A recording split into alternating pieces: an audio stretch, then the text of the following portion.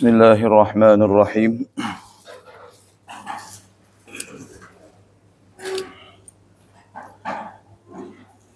Assalamualaikum warahmatullahi wabarakatuh.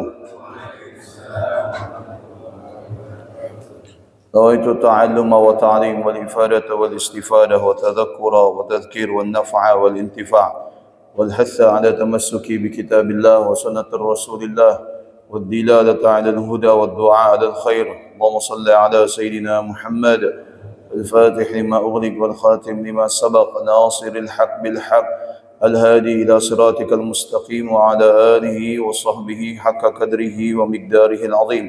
سبحانك لا علم لنا إلا ما علمتنا إنك أنت العليم الحكيم. رب اشرح لي صدري ويسر لي أمري واحلل عقدة من لساني يفقه قولي. صلى الله على سيدنا محمد وعلى آله وصحبه وسلم والحمد لله رب العالمين. الحمد لله رب العالمين وبه نستعين على أمور الدنيا والدين والصلاة والسلام على أشرف الأنبياء والمرسلين سيدنا محمد وعلى آله وصحبه أجمعين. قال المصنف رحمه الله ونفعنا وبعلومه في الدارين الآن قال الحديث الثلاثون حديث yang ke-30 الوقوف عند حلول الشرع. الوقوف عند حلول الشرع artinya adalah menerima apa-apa yang ditetapkan, yang telah ditetapkan oleh syariat. Menerima apa-apa yang telah ditetapkan oleh syariat. An Abi Tha'labah Al-Khashani Jurthum bin Nashir radhiyallahu ta'ala anhu an Rasulillah sallallahu alaihi wasallam qala inna Allah ta'ala farada fara'ida fala tudayyi'uha wa hadda hududan fala ta'taduha wa harrama asya' fala tantahikuha wa sakata an asya' rahmatan lakum ghaira nisyan fala tabhathu anha. Dari Abi Tha'labah Al-Khashani Jurthum bin Nashir radhiyallahu ta'ala anhu, Nabi sallallahu alaihi wasallam bersabda, sesungguhnya Allah telah menentukan kewajiban-kewajiban, maka jangan disia-siakan. Wa hadda hududan fala ta'taduha, dan telah menetapkan batasan, maka jangan dilanggar. Wa harrama asya fala tantahikuha, dan telah mengharamkan segala sesuatu, jangan mencari-cari alasan di balik pengharaman tersebut. Wa sakata an asya, dan Allah Subhanahu wa taala telah wasakata an asya' rahmatan lakum, dan Allah Subhanahu wa taala telah memperbolehkan segala sesuatu adalah bentuk kasih sayang untuk kita semua, ghaira nisyan, tidak menunjukkan Allah Subhanahu wa taala itu lupa. Fala tabhathu anha, maka jangan sekali-kali kita mencari-cari segala sesuatu di balik alasan tersebut. Baik.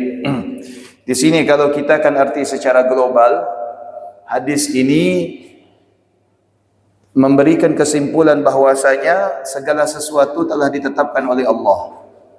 Kewajiban telah ditetapkan oleh Allah. Larangan telah ditetapkan oleh Allah Subhanahu wa taala. Namun jangan sama sekali kita mencari sesuatu yang di luar daripada dua hal ini. Ya. Karena apa? Karena ini menunjukkan bahwasanya khawatir ya, sesuatu ditetapkan oleh Allah muncul dari kita sendiri. Bukankah aturan itu muncul dikarenakan kita? Aturan itu muncul dikarenakan kita. Dikarenakan kita melakukan sesuatu yang tak diperintahkan oleh Allah. Atau misalkan meninggalkan sesuatu yang justru diperintahkan oleh Allah Subhanahu wa taala, hingga menimbulkan yang namanya aturan. Aturan ini muncul dari kita yang justru akan memberatkan kita sendiri. Di samping itu juga ada sesuatu yang tak ditentukan oleh Allah hukumnya. Artinya tidak memiliki hukum, tidak memiliki ketetapan. Dan ini adalah bentuk kasih sayang Allah kepada kita. Tapi kita jangan mencari sesuatu yang tak Allah tetapkan hukum di balik sesuatu tersebut, mencari-cari kemudian kenapa begini, kenapa begitu, pada akhirnya memberatkan kita semua. Ya, pada akhirnya memberatkan kita semua. Ya. Maka jangan sama sekali kita mencari-cari alasan di balik di mana Allah tidak menetapkan hukum kepada sesuatu tersebut. Nah, gambaran hadis itu seperti ini. Nanti kita jelaskan maknanya satu persatu. Baik. Wa dzakara al-ulama annahu la yajuzu ta'tilul had bimalin yu'khadhu min al-'asi wa anna dhalika yakunu sababan li suquti hurmatus sultan wa suqut qadrahu min al-qulub. Wa'lam anna al-hudud mutanawwi'ah. Baik. Bahwasanya Allah Subhanahu wa taala telah menetapkan apa itu hukuman bagi orang yang melanggar aturan Allah, atau disebut dengan hudud. Hudud itu apa? Hudud itu adalah hukuman ya, yang harus diterima bagi pelanggar atau aturan. Seperti orang yang mencuri dipotong tangannya. Ya. Itu dengan mencuri kadar-kadar tertentu. Ya, di dalam syariat Islam tidak semua orang yang mencuri itu langsung dipotong tangannya, dilihat berapa kadar yang ia curi. Kalau misalkan dia cuma curi sendal, enggak dipotong tangannya. Ya. Itu ada standar. Bukan setiap mencuri langsung dipotong tangannya, enggak. Curi telur, ya, enggak dipotong tangannya, kecuali curinya satu pickup. Ya kan? Curi susu buat anak, enggak dipotong tangannya.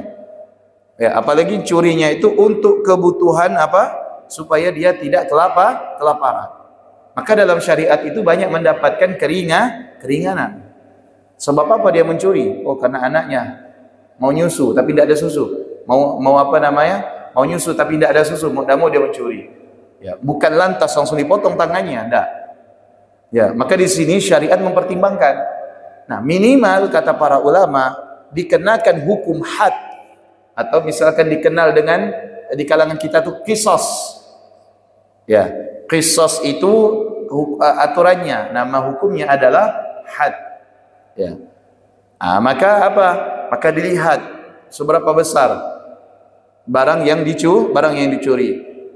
Syariat telah menetapkan bahwasanya ya, kalau misalkan dia mencuri minimal 4 gram emas, ada yang mengatakan 2,5 gram emas, baru berlaku yang namanya had.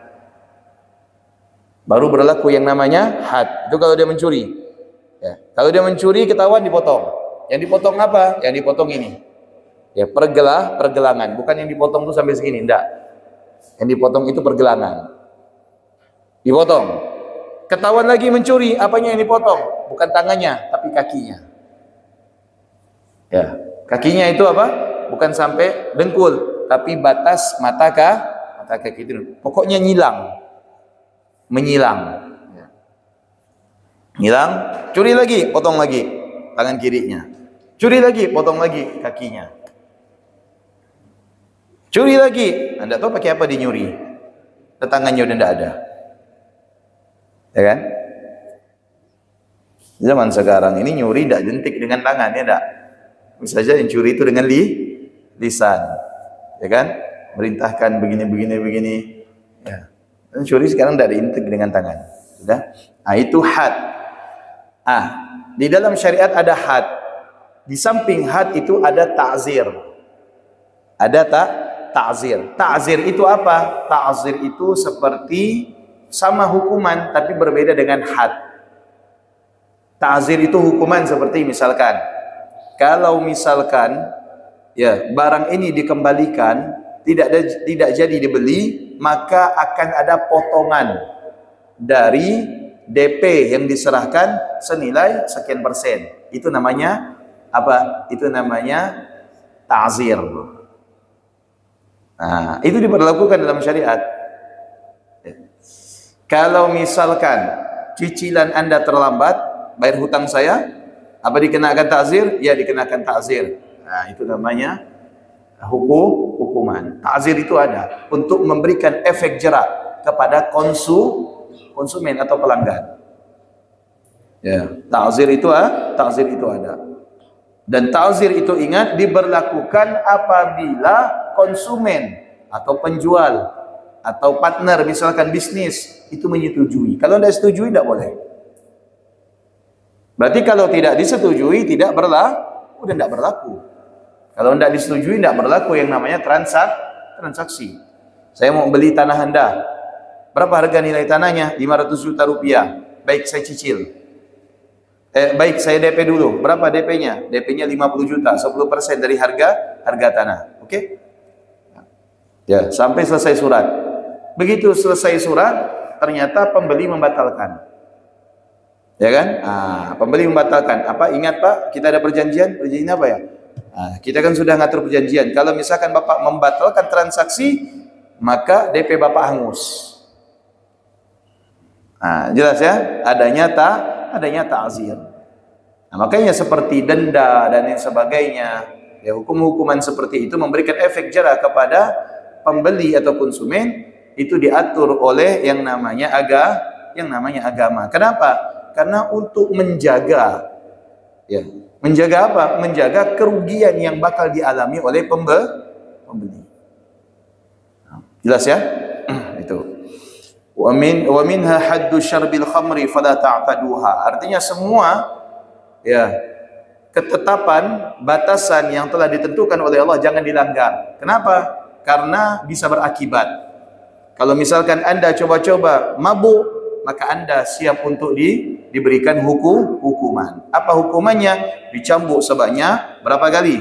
Dicambuk sebanyak 40 kali. Kalau misalkan Anda berzina, belum menikah, tapi Anda berzina, Anda siap dicambuk berapa?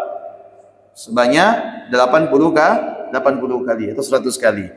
Kalau misalkan Anda sudah menikah, kemudian Anda berzina, ya, maka Anda siap untuk menerima bukan cambukan, tapi dilempar sampai mati. Jadi ditanam, sisa kepala dipendam, dilempar sampai mati. Itu hukumannya. Wa harrama asya, dan Allah Subhanahu wa taala kata baginda Nabi telah mengharamkan beberapa hal. Ay mana'a min qurbaniha wa irtikabiha. Maka jangan sekali-kali kita itu mendekati hal-hal yang diharamkan, apalagi sampai masuk ke dalam hal-hal yang diharamkan oleh Allah. Seperti kasyahadatiz zur, kesaksian orang yang tidak bisa diterima kesaksiannya, atau orang yang berkhianat. Nah itu haram, ya, kesaksiannya tidak bisa diterima. Wa aklu malil yatim, dan memakan harta anak yatim. Wa uququl walidain, dan durhaka kepada kedua orang tua. Ini diharamkan oleh Allah. Apapun alasannya tidak dibenarkan. Ya, tidak ada misalkan kita boleh durhaka kepada orang tua manakala kita begini, enggak. Adapun kalau orang tua memerintahkan kepada kita maksiat kemudian kita tidak patuh, itu bukan durhaka, tapi itu bentuk bakti kita kepada orang tua. Bentuk kebaikan. Kenapa? Karena kita tahu kemaksiatan itu akan berujung dosa. Bukan istilahnya ketika kita membantah atau tidak memenuhi perintah orang tua yang mengandung unsur khasiat itu dianggap sebagai bentuk kedurhakaan, bukan. Tapi itu adalah bentuk bakti kita kepada kedua orang tua. Justru kalau misalkan kita disuruh orang tua kita nyuri, itu durhaka namanya. Kita diperintahkan oleh orang tua kita untuk mabuk, minum minuman keras, kemudian kita mabuk, itu durhaka namanya. Ya, durhaka kepada kedua orang tua dan durhaka kepada Allah Subhanahu wa taala. Fala tantahikuha ay la tartakibuha wa la taqrabu minha. Jangan sama sekali, kata Nabi, segala hal yang diharamkan oleh Allah kita mendekati, apalagi sampai kita melakukan. Mendekati saja tidak boleh, apalagi melakukannya. Ya, sesuatu hal yang mendekatkan kita, yang ada peluang untuk mendekatkan kita kepada hal yang haram, tidak boleh. Ngumpul sama teman, semuanya mabuk, kita ndak. Ya udah kita tinggalkan. Ya, ndak boleh kita duduk sama teman-teman kita yang lagi mabuk. Dikhawatirkan kita itu akan mabuk juga. Lagian apa manfaatnya kita duduk dengan mereka yang mereka itu dalam keadaan mabuk? Tidak ada manfaatnya. Dikhawatirkan laknat Allah Subhanahu wa taala akan turun kepada mereka dan kita bagian daripada mereka akan mendapatkan laknat. Naudzubillah. Ya. Wa haka an ba'd as-salaf radhiyallahu ta'ala anhu annahu qala ra'aitul ma'asi tazri ay ta'ib sahibuha wa tahkiruhu fatarakatha muru'ah fasarat dayyanah. Sebagian salaf mengatakan ya, anjuran untuk meninggalkan kemaksiatan. Apa kata salaf? Orang-orang terdahulu mengatakan ra'aitul ma'asi, aku melihat orang-orang yang melakukan kemaksiatan mereka itu cacat alias memiliki aib. Ya. Artinya pelaku maksiat itu akan hina. Kenapa bisa demikian? Ya. Karena apa? Muru'ah, fatarakatha muru'ah. Kehormatan yang ada di dalam dirinya itu hilang. Orang yang bermaksiat kepada Allah, kehormatan yang ada di dalam dirinya itu akan pergi. Ya, contohnya, saya kasih contoh misalkan, istri daripada Al-Aziz, menteri negeri Mesir di zaman Nabi Allah Yusuf, itu yang ngajak untuk melakukan hal yang tidak baik Nabi Allah Yusuf atau Zulaikha? Zulaikha. Bapak Ibu tahu Zulaikha ketika memiliki keinginan yang besar kepada Nabi Allah Yusuf, atau istilah kita sudah ngebet, betul enggak? Sudah ngebet banget kepada Nabi Allah Yusuf, sampai-sampai dikatakan oleh ulama tafsir, ya, apa yang dilakukan oleh Zulaikha? Beliau rela merangkak. Tahu merangkak? Ya, merangkak demi mengejar Nabi Allah Yusuf. Apa tujuannya kata ahli tafsir? Zulaikha ini merangkak supaya Yusuf itu luluh. Ya, supaya Yusuf itu luluh, mau memenuhi ajakan Zulaikha, rela merangkak. Ya, sekarang saya tanya, istri menteri ini, sekelas istri menteri rela merangkak, hina tak kira-kira? Hina. Ya, makanya maksiat itu menjadikan pelakunya hina. Apa? Hilangnya kehormatan yang ada di dalam dirinya. Bayangkan istri menteri. Nabi Allah Yusuf ini siapa? Nabi Allah Yusuf ini budaknya Zulaikha, hamba sahayanya Zulaikha.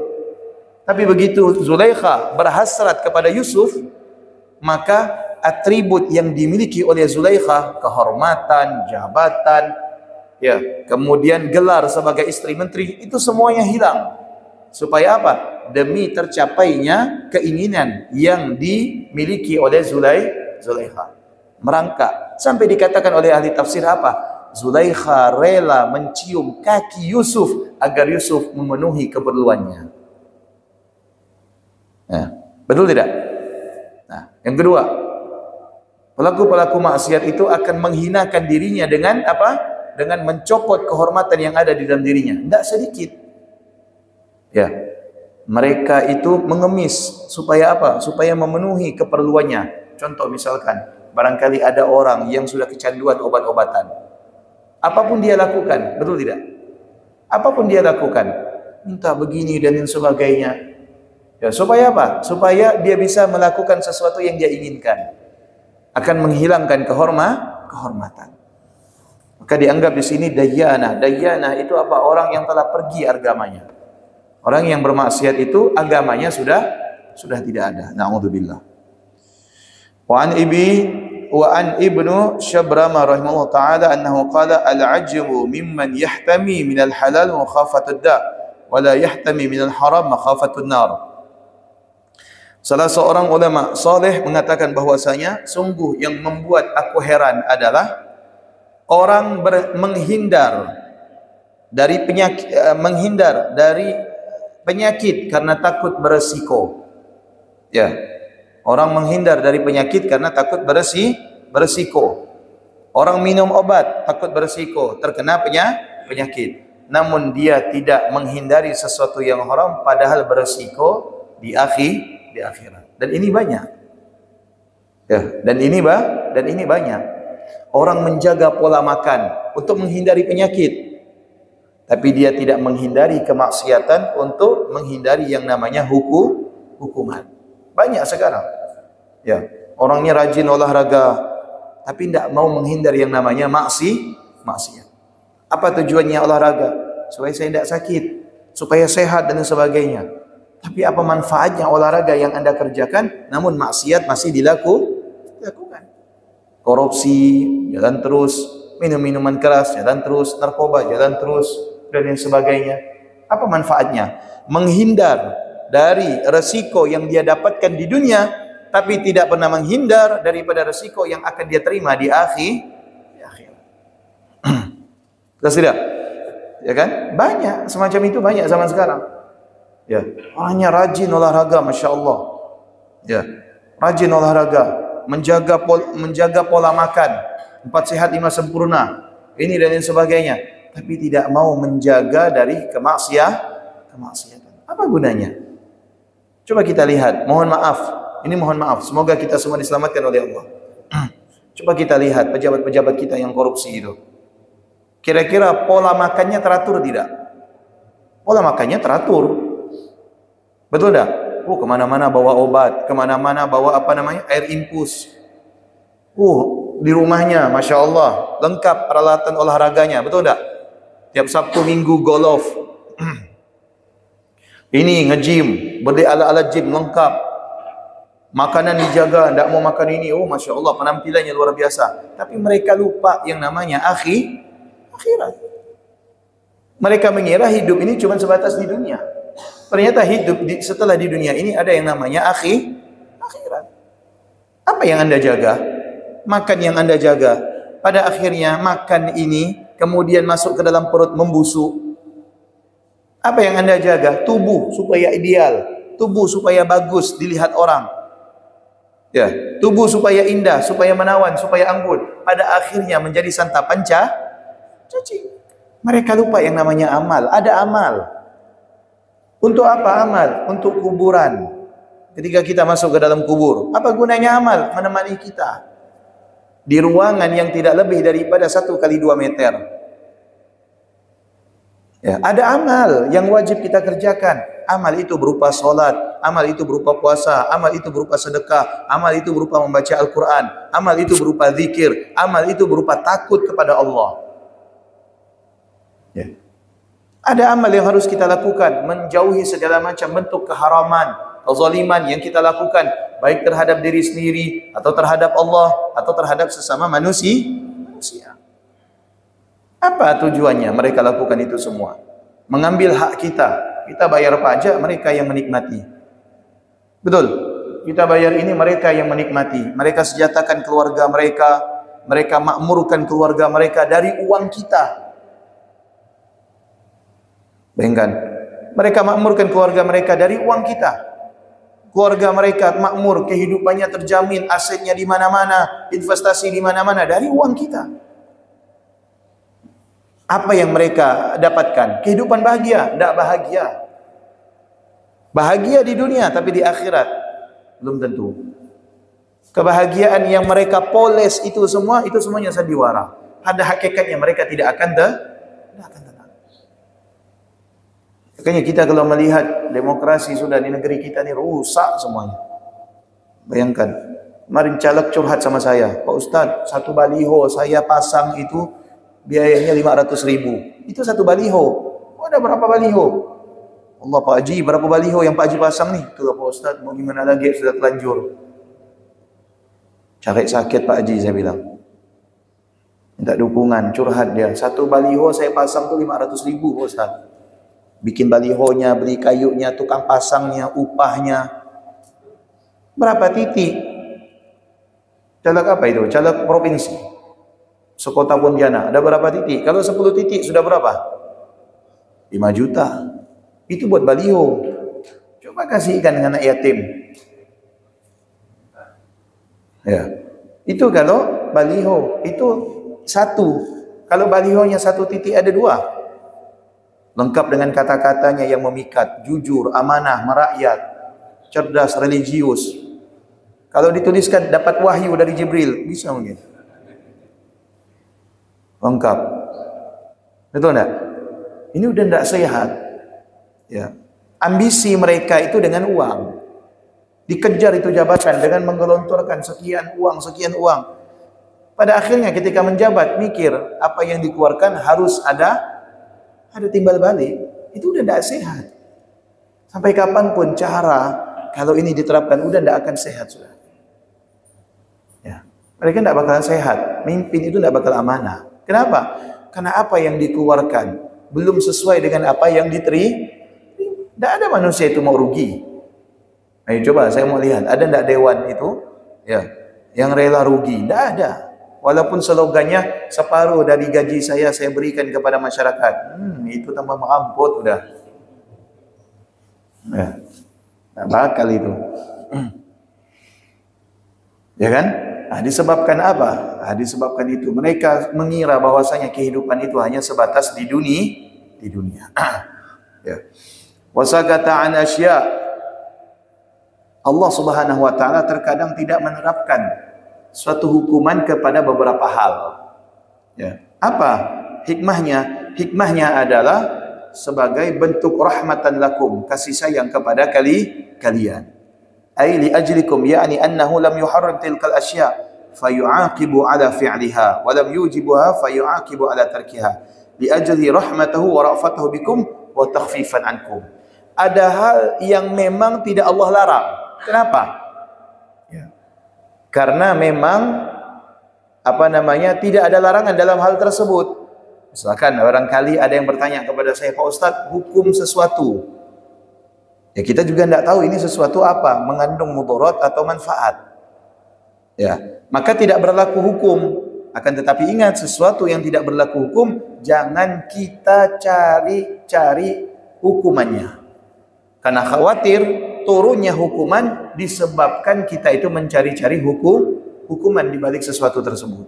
Manakala Allah tidak mengharamkan, maka jangan kita itu bersusah payah untuk mencari hukum, karena barangkali itu bentuk rahmat dari Allah Subhanahu wa taala. Kita itu diringankan, diberikan kemudahan. Jadi ada sesuatu yang telah ditetapkan oleh Allah, itu yang harus kita taati. Ada sesuatu yang dilarang oleh Allah, itu yang harus kita tinggalkan. Manakala sesuatu ini tidak masuk kepada segala sesuatu yang diwajibkan, segala sesuatu yang dilarang, maka kita jangan cari-cari alasannya. Kenapa? Karena khawatir ketika kita mencari alasannya akan turun yang namanya hukuman. Itu bentuk kasih sayang dari Allah Subhanahu wa taala. La yadhillu rabbi wa la yansa. Sesungguhnya Allah Subhanahu wa taala tidak luput dan tidak akan lupa. Maknanya ketika Allah tidak memberikan hukuman, bukan Allah lupa. Barangkali itu bentuk kasih sayang Allah Subhanahu wa taala. Contoh, orang yang tanpa disengaja makan di siang hari bulan Ramadan. Dia puasa, kemudian dia makan, lupa. Ya berarti ini rahmat dari Allah Subhanahu wa taala. Jangan kita cari-cari lagi. Contoh misalkan, ini gimana, ini karena bimbang dan sebagainya. Akhirnya memberatkan kita. Sudah Allah Subhanahu wa taala sudah mengatakan itu tidak berdosa. Akan tetapi setelah kita ingat, maka kita wajib meneruskan puasa. Nah, ya, setelah kita ingat, kita wajib meneruskan puasa. Jangan sampai begitu Allah puasa, udahlah lajakkan sekalian. Tidak boleh, dosa kita.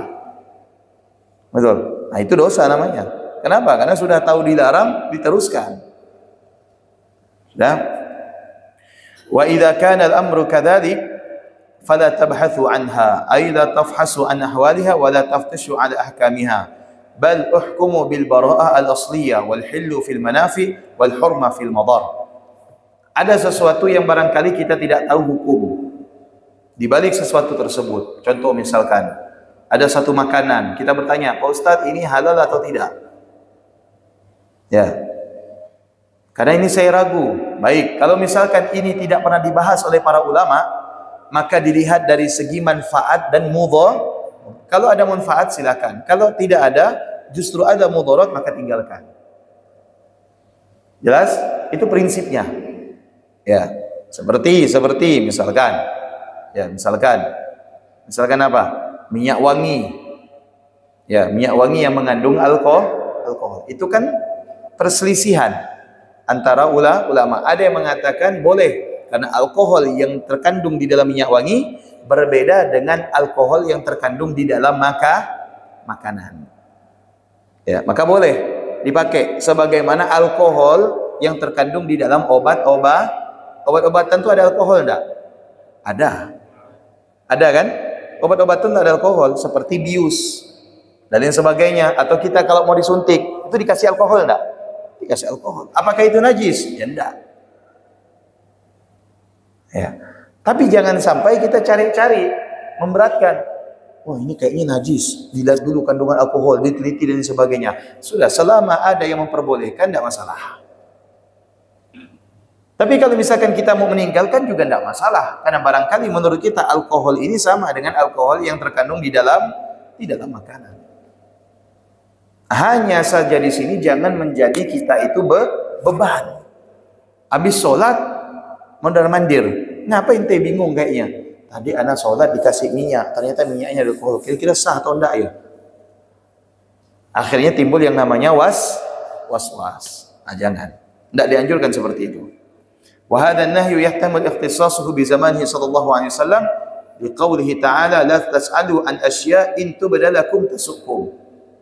Artinya di sini ya bahwasanya larangan yang semacam ini, larangan mencari-cari alasan di balik sesuatu itu, ya itu larangan sudah berlaku sejak Nabi sallallahu alaihi wasallam. Apa? La tas'alu an asya in tubda lakum tasukum. Jangan kalian mencari atau bertanya sesuatu yang justru apa? Tidak membuat dia itu menambah pengetahuan, justru tambah bingung. Jadi tambah bingung saya habis nanya Ustadz tadi itu jawabannya. Udah. Bertanya tujuannya untuk apa? Supaya tahu, ternyata tambah bingung. Ini tidak dianjurkan. Dan ini sudah terjadi di zaman Nabi SAW. Dan bertanya semacam ini halakal mutanatti'un, akan berdampak kepada apa? Kepada sesuatu yang membuat seseorang itu ekstrim, berlebihan. Itu juga tidak dianjurkan. Berlebihan di dalam agama, ekstrim di dalam agama itu tidak diperbolehkan. Ya, seperti misalkan ya dalam dirinya itu ada was-was. Dari rumah udah suci, udah bersih. Sampai di masjid, begitu dilihat kakinya ada pasir, lalu cuci kaki lagi. Udah cuci kaki masuk masjid, balik lagi, cuci kaki lagi. Ini berlebihan namanya, tidak boleh. Celaka bagi orang yang berlebihan. Halakal mutanatti'an. Berlebihan dalam agama itu tidak boleh. Di zaman Nabi sudah ada dan itu ditegur oleh Nabi. Apa? Ada satu orang tidak mau nikah. Dia bilang apa? Saya mau fokus saja ibadah. Ditegur oleh Nabi, menikah ente. Ana saja yang ahli ibadah menikah, apalagi ente. Kata Nabi, ana saja yang menerima wahyu menikah, apalagi ente yang tidak menerima wahyu. Betul tidak? Dia menikah. Tidak boleh sampai saya tidak perlu nikah, saya mau ibadah saja kepada Allah. Tidak boleh. Ini berlebihan namanya. Ada lagi sahabat dilihat oleh Nabi, ngapa lemah? Letok-letok. Ditanya sama Nabi, ngapa dia ni? Kata sahabat, puasa tiap hari, tidak pernah pakai.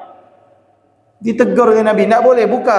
Kata Nabi SAW, ya, sesungguhnya kalian itu berbeda denganku. Keadaan kalian berbeda dengan keadaanku. Kalau Nabi puasa tiap hari, maklum karena Nabi kuat. Kenapa? Kata Nabi SAW, innama yut'inu rabbi wa yasqin. Sesungguhnya Allah yang memberi makan dan memberi minumku. Ya, Allah yang menanggung makan dan minum Nabi. Dan sementara kita, kalau setiap hari puasa akan menimbulkan apa?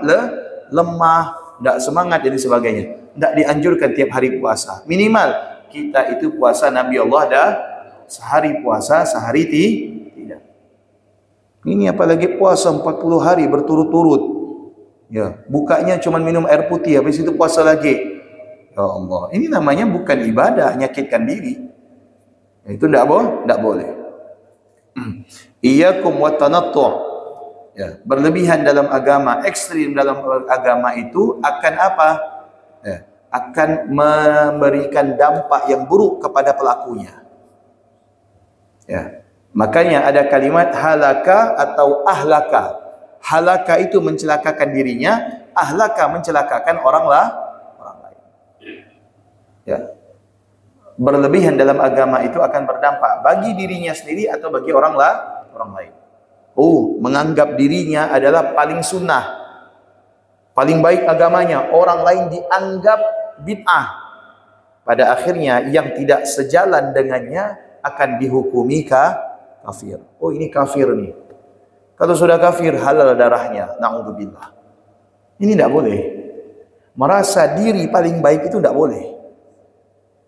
Ya, merasa dirinya paling baik, paling sempurna, paling dekat kepada Allah, paling banyak melakukan sunnah-sunnah Nabi, itu akan berdampak menganggap orang lain itu tidak sebaik dirinya. Ente kenapa tidak pakai jenggot? Ya, coba anak pakai jenggot ini, anak jenggot orangnya sunnah, ente tidak sunnah berarti. Udah. Jadi kesunahan diukur dengan jenggot. Ente kenapa celananya itu tidak tinggi? Ya, kalau tidak tinggi itu tempatnya di neraka. Allah. Jadi yang celana panjang-panjang semua itu di neraka semua tempatnya. Tidak boleh. Itu yang tidak ada jenggot itu tidak cinta sama Nabi. Bukan itu tolak ukurnya. Ya, berlebihan dalam agama itu akan mencelakakan kita dan mencelakakan orang lainnya. Coba kita lihat negara-negara yang sekarang ini porak-poranda akan ada akibat apa? Akibat ada sekelompok orang yang berlebihan dalam beragama. Ya, menganggap ini, menganggap itu dan sebagainya, sudah tidak jalan, tidak sefaham. Pada akhirnya mereka memberontak, akhirnya membuat negara mereka itu hancur. Ini akan mudah untuk ditunggangi oleh kelompok-kelompok yang tidak senang. Ya. Wa minal bahthi amma la ya'ni, mencari sesuatu yang tidak diperbolehkan, yang tidak ada kepentingan di dalamnya. Kita boleh cari sesuatu, misalkan, kenapa Allah mengharamkan alkohol? Apa alasannya? Karena alkohol ini berdampak buruk bagi kesehatan. Boleh. Kenapa Allah Subhanahu wa taala melarang bagi perempuan yang baru ditinggal wafat suaminya untuk tidak berhias? Ternyata hikmahnya adalah supaya penilaian masyarakat itu, penilaian buruk tidak kepada dirinya. Kenapa begini? Boleh. Tapi mencari sesuatu yang tidak bisa kita jangkau dengan akal kita, itu yang tidak boleh.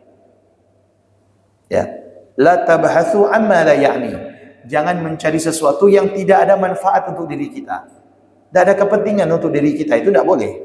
Contoh misalkan, ada yang bertanya kepada saya, Pak Ustadz, ada apa Pak?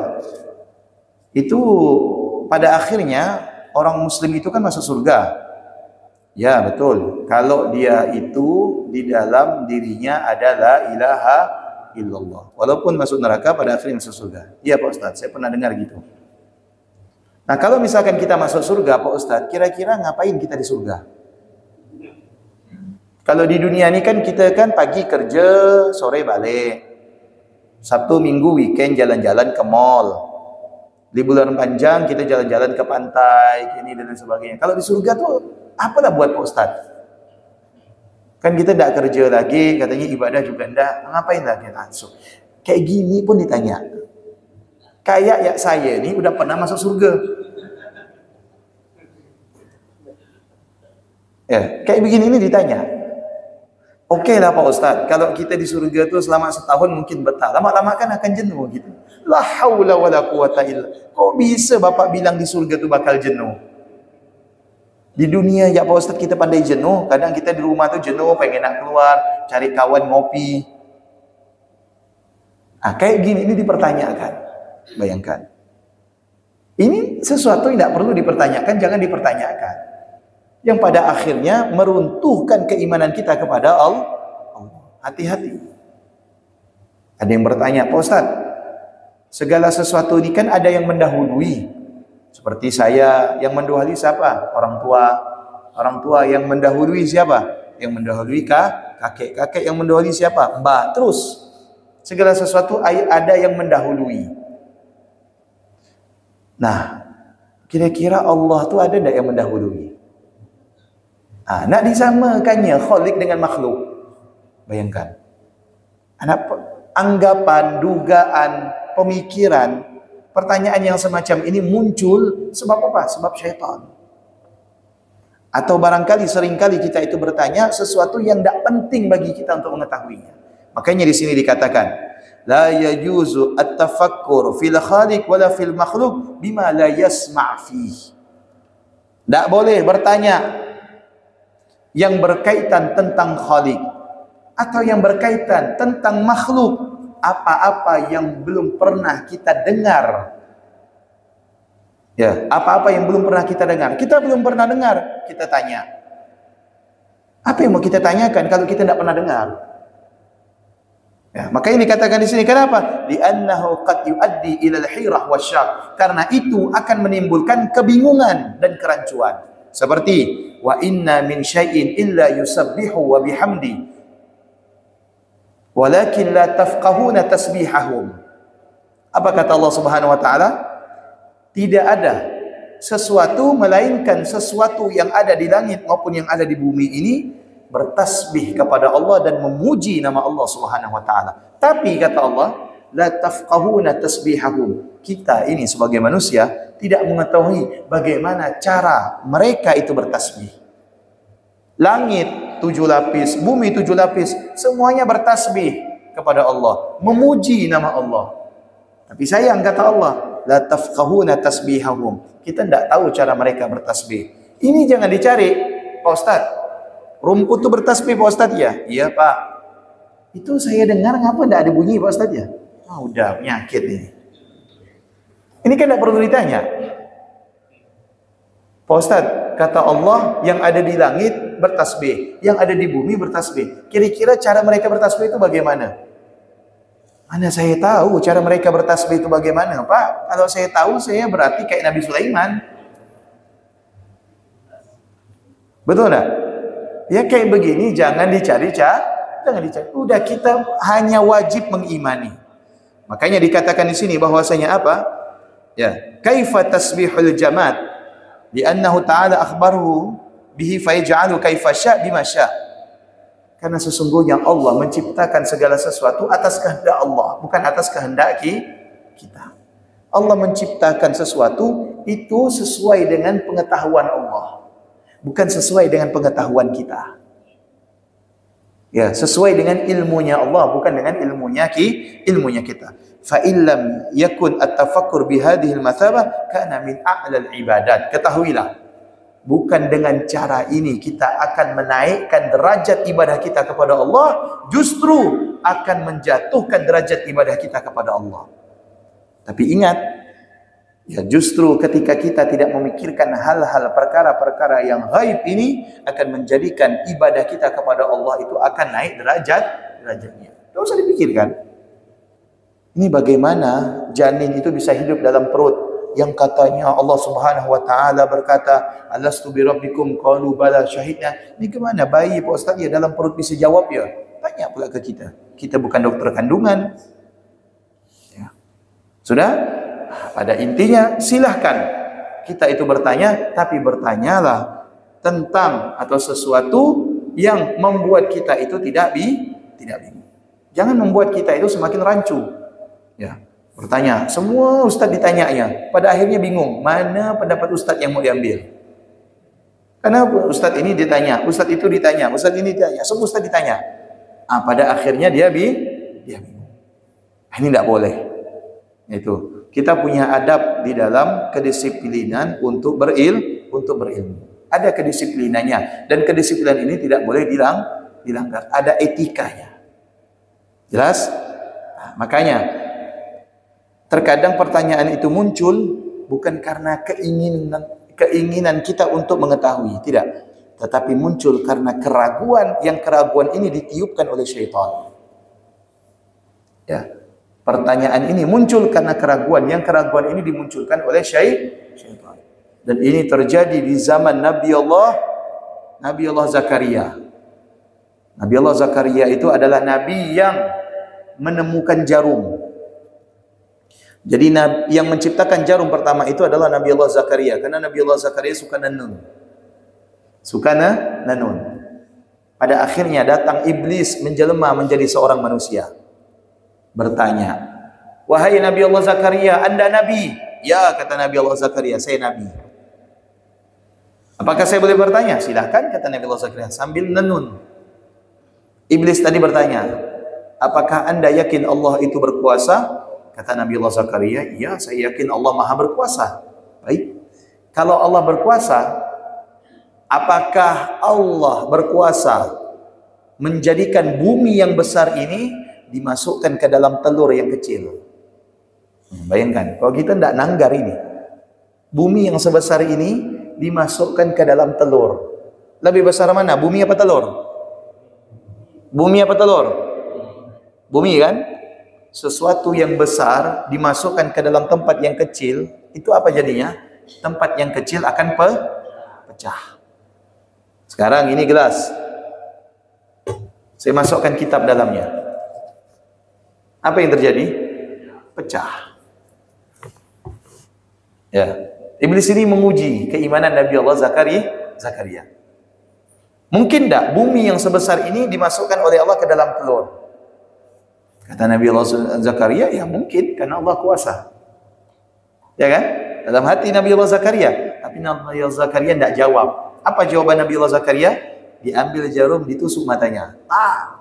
Teriak, lari. Rupanya iblis.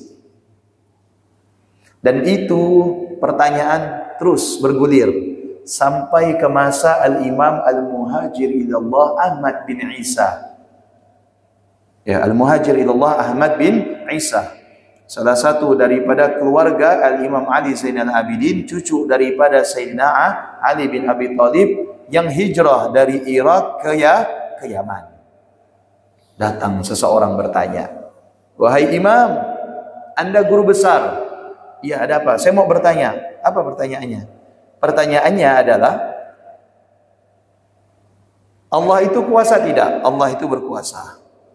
Baik, kalau memang Allah itu berkuasa, mampu tidak Allah memasukkan bumi yang besar ke dalam telur yang kecil? Apakah dijawab sama Imam Muhajir ilallah Ahmad bin Isa? Tidak. Diambil jarum, ditusuk mata orang itu. Akhirnya dia protes. "Saya ini bertanya, kenapa ditusuk mata saya?"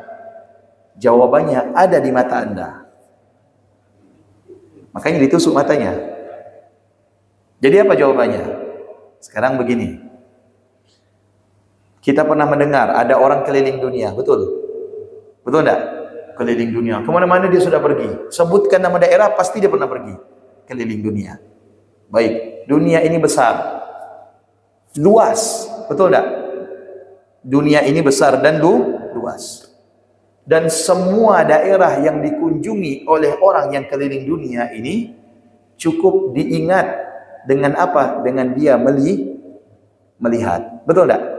Semua penglihatannya sekeliling dunia ini hanya cukup dijangkau dengan mata. Betul tak? Betul? Dunia yang sebesar ini, isi di dunia ini yang sebesar ini dan seluas ini, negara-negara yang bertebaran di mana-mana, itu cukup dilihat dengan bola mata. Dan pada akhirnya semuanya itu bisa ditampung dengan bola mata. Ya, itu jawabannya. Tanpa harus dunia ini dimasukkan ke dalam mata. Cukup mata yang memandang.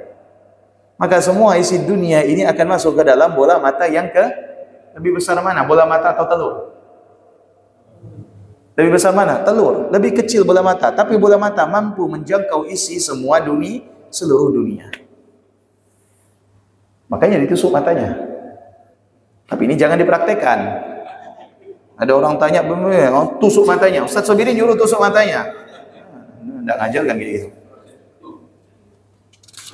Jelas? Paham?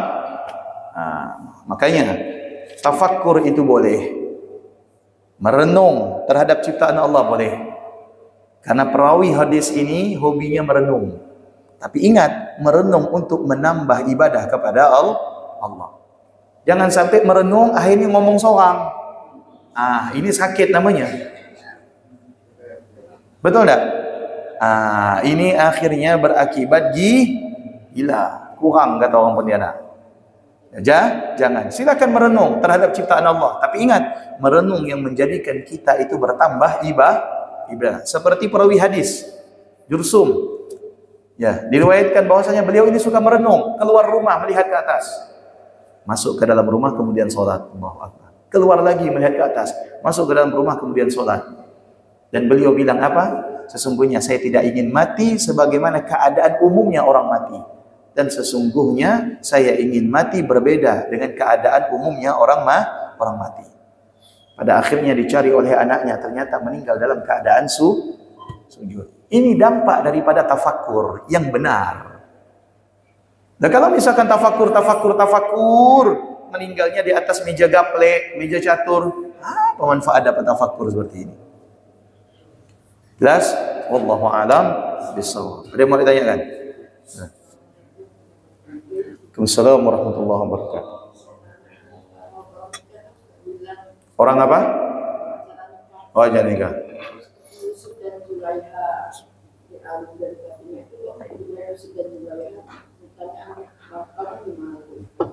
Oh, antara Nabi Allah Yusuf dan Zulaikha. Ya, kenapa, Bu? Oke, baik. Memang Zulaikha itu adalah merupakan seseorang yang belum beriman kepada Allah di masa itu. Pada akhirnya beriman kepada Allah. Dan Zulaikha dengan Yusuf itu dipisahkan. Seiring waktu ketika Nabi Allah Yusuf menjabat sebagai seorang menteri, bendaharawan negeri Mesir. Karena begitu Nabi Allah Yusuf dibebaskan dari penjara karena berhasil mentakwil mimpi raja, maka Nabi Allah Yusuf berkata sebagaimana dikatakan dalam Al-Quran, Ija'alni ala khazainil ardi inni hafizun alim. Jadikan saya sebagai bendaharawan negara, sesungguhnya saya adalah orang yang mampu menjaga dan mengetahui tentang hukum-hukum Allah. Nabi Allah Yusuf minta diangkat menjadi sebagai pejabat. Wajar karena Nabi. Ya kan? Karena Nabi. Pada akhirnya Nabi Allah Yusuf menjadi seorang menteri. Di masa itu Zulaikha keluar dari istana. Karena suaminya sudah meninggal. Ya, Zulaikha keluar dari istana. Karena suaminya sudah meninggal. Keluar dari istana, ya. Maka Zulaikha menjadi gembel. Karena udah bukan jadi pejabat, istri pejabat. Udah tidak pakai tas Hermes lagi. Ya, bukan sosialita lagi sudah. Ya, udah tidak pakai bulu mata. Udah tidak bisa ke salon tiap minggu. Tidak ada perawatan lagi. Udah tidak ditanggung biaya. Betul tidak? Ya kan? Karena suaminya udah tidak ada. Pada akhirnya menjadi ibu-ibu biasa. Yang kalau sarapan itu di warung bubur. Biasa. Makan siangnya ya sayur-sayuran biasa. Di masa itu kecantikannya mulai memudar. Umurnya sudah menua. Bertemu dengan Nabi Allah Yusuf. Panjang ceritanya. Bertemu dengan Nabi Allah Yusuf. Nabi Allah Yusuf menjadi seorang menteri. Ketika temu dia teriak, wahai Yusuf. Ya, noleh Yusuf. Siapa? Kata Zulaikha, saya adalah orang yang kecantikannya sudah pergi, kejayaannya sudah hilang, namun rasa cinta dan rindunya kepada Yusuf tidak akan pernah pudar. Disitulah dia mulai membuka kembali kenangan-kenangan masa lalunya bersama Nabi Allah Yusuf. Nanti saya ceritakan, insya Allah minggu depan. Panjang ceritanya. Ya, ini kalau saya ceritakan bisa sampai malam.